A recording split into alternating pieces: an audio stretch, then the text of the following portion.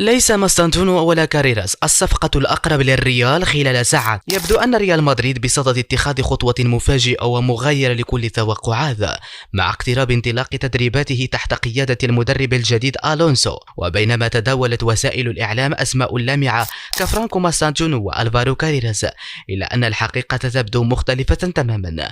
وبحسب مصادر صحفية مطلعة فإن الصفقة الأقرب للملكي خلال الساعات المقبلة هي تجديد الثقة في نيكو باز، اللاعب الشاب الذي يحظى بتقدير خاص من الطاقم الفني الجديد.